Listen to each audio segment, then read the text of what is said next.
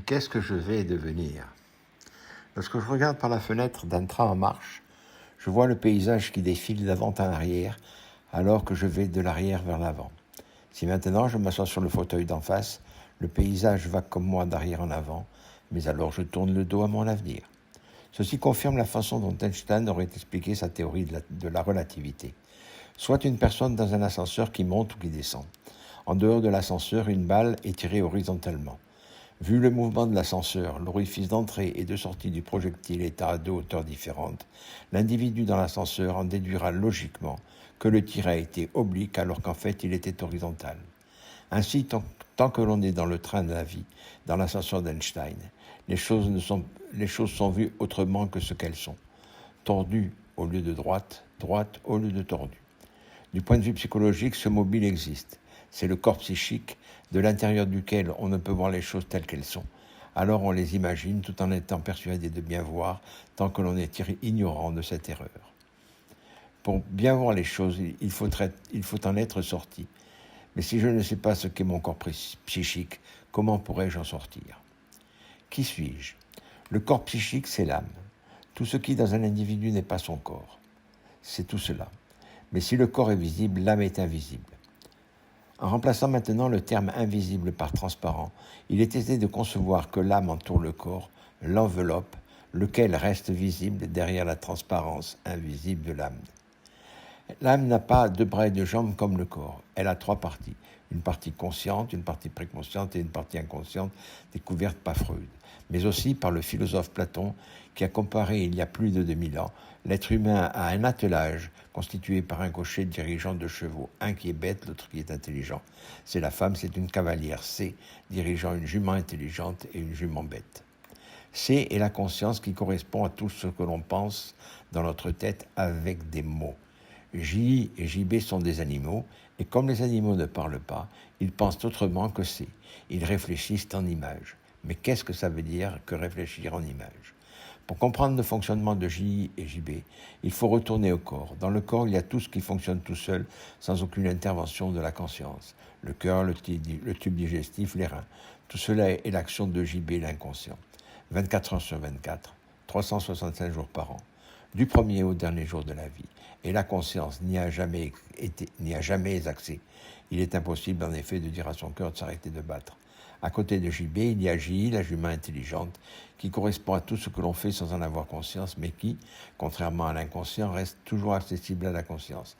Ainsi, lorsqu'on mange sa soupe, on ne s'occupe pas de penser qu'il faut prendre sa cuillère, la tremper dans la soupe, la porter à sa bouche sans en renverser sur la table, etc. Il en est de même pour la marche, faite par JI, pendant que C pense à toute autre chose que de devoir mettre un pied devant l'autre. Tout ça se fait tout seul. Mais en fait, c'est JI qui fait tout ça.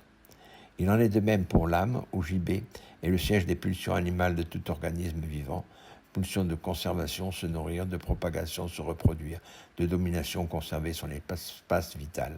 Ce sera toujours comme ça, sans aucune intervention de la cavalière. JI, elle, est le siège des sentiments, des passions. Étant accessible à la conscience C, elle acquiert avec le temps sa propre intelligence et devient alors une véritable deuxième conscience. C'est la double conscience de Freud. Ces trois formations, C, JI et JB, sont les trois poupées russes au centre du schéma du monde de l'esprit SME. Ce schéma simplifie grandement la compréhension de la mécanique inconsciente qui suit. Il vaut mieux maintenant la voir sous les yeux. Mais avant d'expliquer comment sortir de son corps psychique, il s'agit de comprendre pourquoi nous sommes dedans. Nous sommes dedans parce que nous y sommes nés et pas encore sortis. Étant nés, nous sommes donc des organismes vivants. Or, tout organisme vivant peut être schématisé sous la forme d'un bit intérieur dont la boucle supérieure s'est invaginée dans la boucle inférieure. C'est la boule blanche 1 du SME. La troisième caractéristique d'un organisme vivant est qu'il ne peut exister sans relation avec son milieu extérieur, grâce ici à 4 racines, la boule blanche 5 du SME, qui se réunissent pour former le fil à soie, la boule blanche 7 du SME. La racine de JB, fève, se forme lors de la toute première enfance, où ne sachant pas encore parler, on réfléchit sans les mots. C'est notre première façon de penser, par expérience vague. La racine de JI, foi, Apparaît sitôt l'acquisition de la parole. On se fait alors une opinion des choses, on imagine des situations. Ainsi, dès le début de notre vie, ces deux racines apportent toute la puissance de notre attelage, ce qui est fondamental puisque c'est la cavanière ne peut seule bouger cet attelage. La racine de ces fils se développe lorsque nous utilisons les mots d'une façon mature. On réfléchit, on anticipe, on fait des plans. Nos raisonnements deviennent intelligibles. Mais nous sommes toujours dans le corps psychique puisque Phil ne peut voir son monde extérieur qu'au travers d'un surmoi conscient, confère la boule blanche 9 du SME. On ne voit donc pas encore les choses telles qu'elles sont. Pour ce faire, il faut être sorti de son corps psychique. Que dois-je faire pour sortir de mon corps psychique ? La dernière racine du corps psychique, c'est fit lorsque C reçoit les informations extérieures sans avoir été déformé. Cette connaissance intuitive est la seule vraie connaissance puisque partagée avec tous les autres êtres humains, sortis eux aussi de leur propre corps psychique. Elle est l'accès à la sagesse, le but de toute vie humaine. Ceci est bien beau, mais pratiquement comment faire ? Si comprendre cela est nécessaire pour espérer sortir de son corps psychique, cela ne suffit pas. En effet, tout ceci est intellectuellement intéressant, mais ce n'est qu'une petite cuillerée d'un bon caviar pour C. Il faut donner autre chose à JI. Il faut lui donner une bonne ration d'avoine en agissant sur les passions plus que sur la logique. C'est ce qui se produit lorsque C dit à JI à voix haute deux petites phrases toutes simples. Je n'ai pas honte de toi parce que je sais que tu vaux. Je t'aime. Ainsi que cela est expliqué dans la vidéo de 3 minutes accessible sur ma chaîne YouTube Lucien Charles, et auquel je renvoie notre cher auditeur. Où vais-je ? L'âme, une fois sortie de son corps psychique, se retrouve dans le subconscient, sous la boule blanche 6 du SME.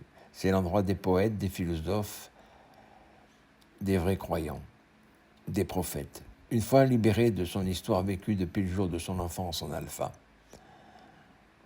l'âme évolue tout au long de son fil à soie, la boule blanche 7 du SME, vers l'oméga, c'est-à-dire Dieu, lequel existe nécessairement. Cette existence nécessaire de Dieu est démontrée ainsi. L'humanité est née il y a 7 millions d'années. Rapportée à un être humain âgé de 90 ans, elle aurait aujourd'hui 10 ans. Elle est donc un organisme vivant. C'est la grande boucle amputée de ses bords latéraux sur le SME.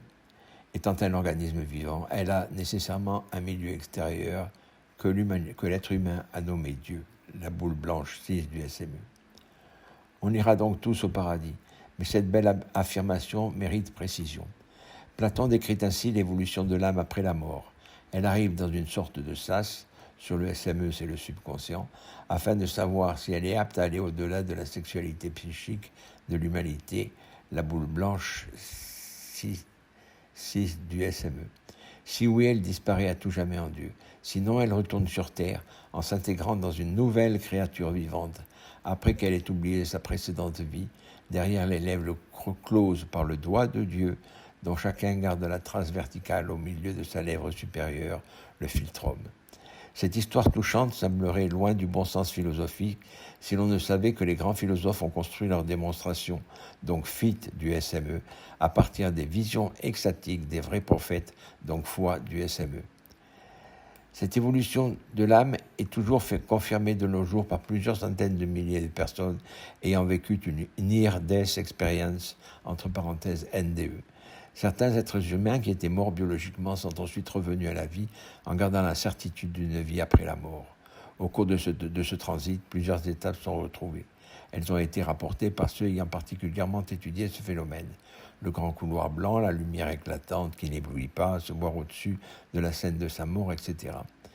Il y a aussi l'étape 14 de ce voyage qui représente une limite, une barrière, une route, une haie, une rivière, etc., qu'ils n'ont pu franchir, car ils eurent alors la certitude qu'aller au-delà de celle-ci serait sans possibilité de retour sur Terre.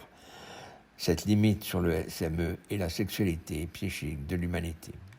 La combinaison de ces deux dernières connaissances permet de conclure en disant que le passage de la vie terrestre à la vie éternelle n'est pas entre la vie et la mort, mais entre la vie passée à l'intérieur de son corps psychique, puis en dehors de celui-ci, au cours de sa vie terrestre.